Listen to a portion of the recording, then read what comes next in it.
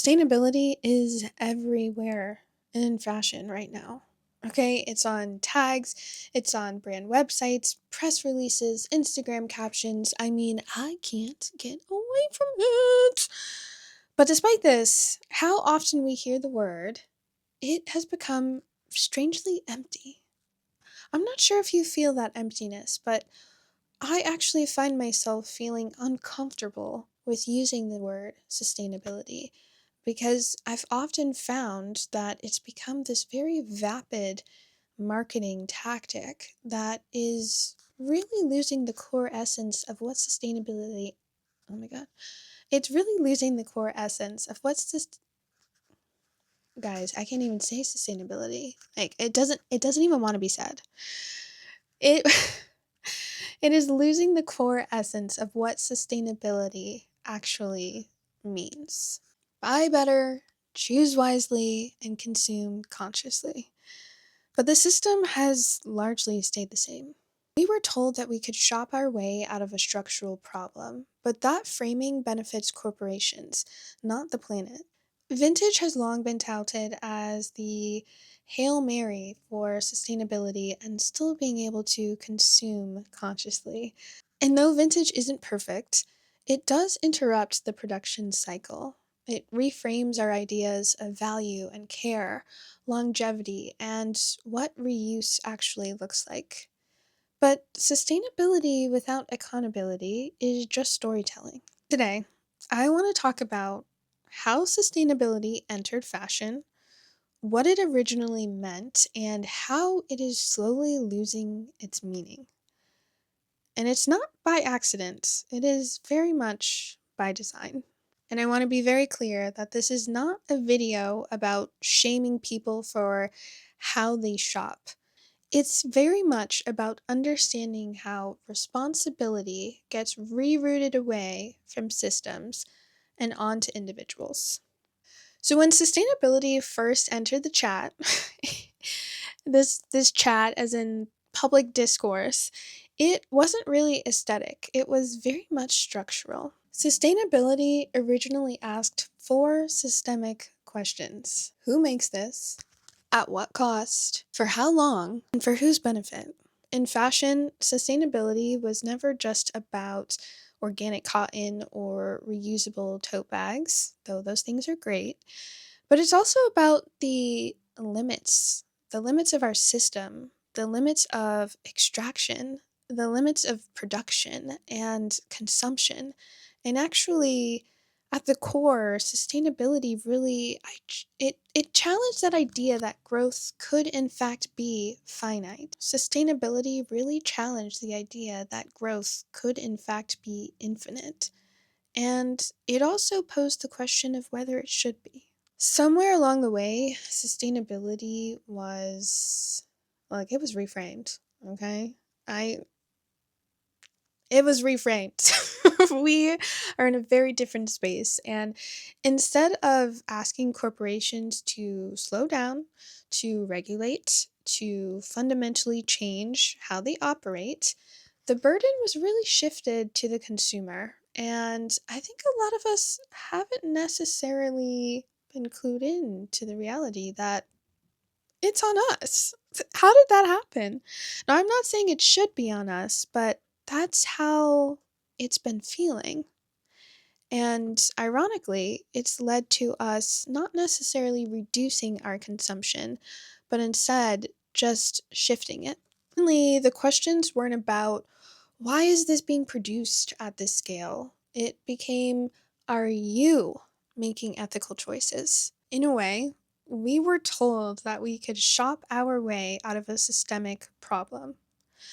Buy better, choose consciously, and support ethical brands. Now, while I do agree with all of those aspects, the issue is that the system has largely stayed the same. Production volumes have kept increasing, wages have stayed low, and environmental damage continues. Sustainability has become something that you perform, not actually something that is reducing the harm. And I want to be honest in saying that we are all complicit and we are all participants. The reality of life, especially in America, is that we are all contributing to this, and some more than others. I'm going to fact check, but I do believe that the majority of Americans and most in societies similar to America are actually at the top 10% of waste produced by the world and the global population.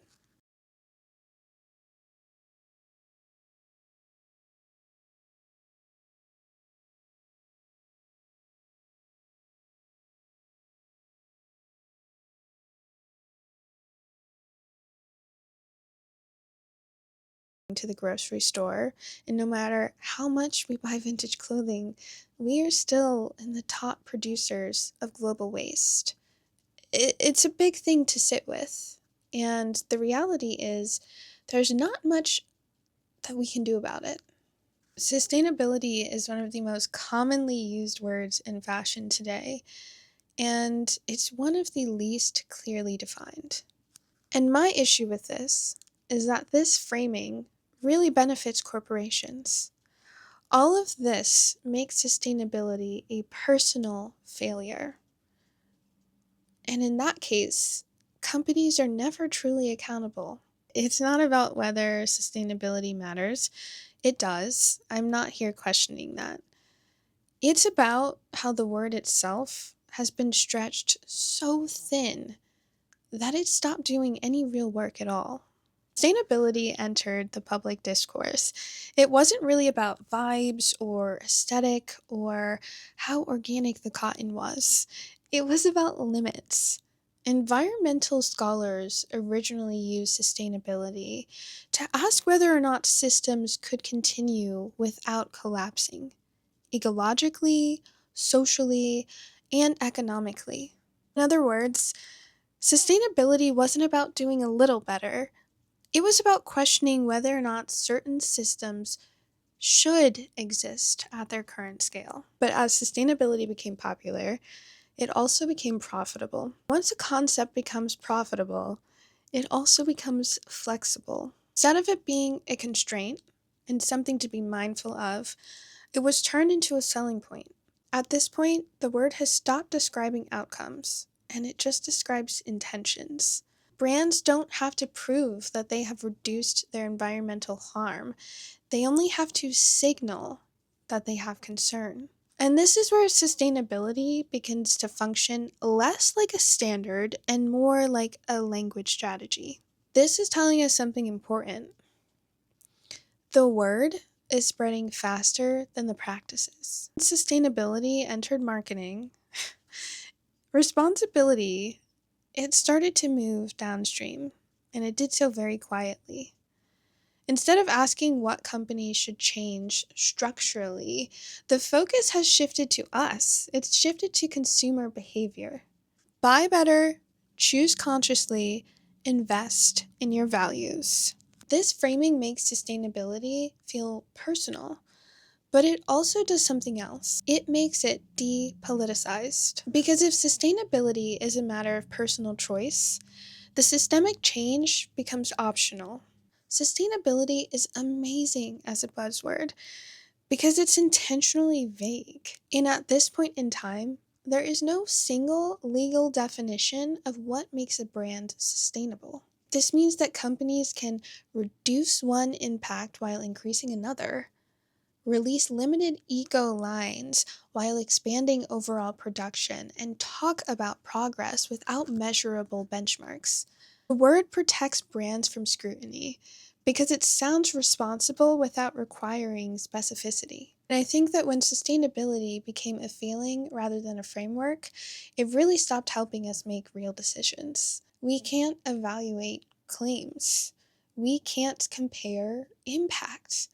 We can't hold anyone accountable other than ourselves. And that's why so many people feel cynical and confused and fatigued, quite honestly, by conversations about sustainability. I think the real question isn't, is sustainability good or bad?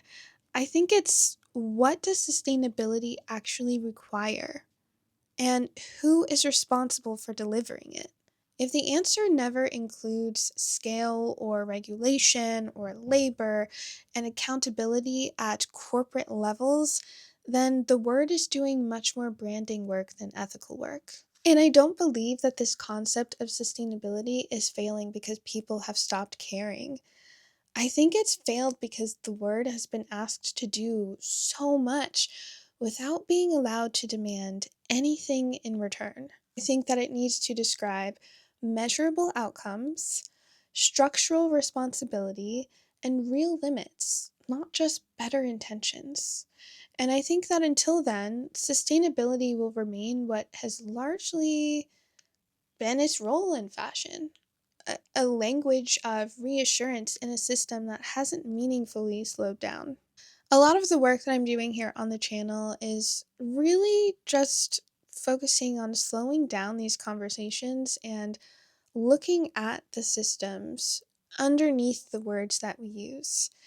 Because language shapes how we understand value, responsibility, and most importantly, choice. And if we don't interrogate language, I think that we miss the structure entirely. Sustainability hasn't lost its meaning because people misunderstand it. It's really lost a lot of its meaning because it's been allowed to become flexible. And this concept that was meant to place limits on extraction and growth, it's been repurposed into something that justifies those things.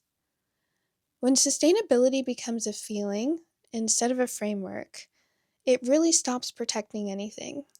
It's not protecting workers, it's not protecting our ecosystems, and it's not protecting our communities. So the question isn't really whether sustainability matters, it's whether or not we are willing to let the word demand something concrete again. So I invite you to think mindfully and slowly and intentionally with me about these things. This also isn't meant to be a critique of you or me or any really pointed critique of anyone. In all honesty, we are all a part of this, myself included. And I am also trying to find ways to reorient my relationship to what sustainability was for me and what it is and what it will be moving forward. And this video is definitely an invitation for you to do the same. So please feel free to let me know your thoughts below, and I will see you in the next video. That's all for now. Bye.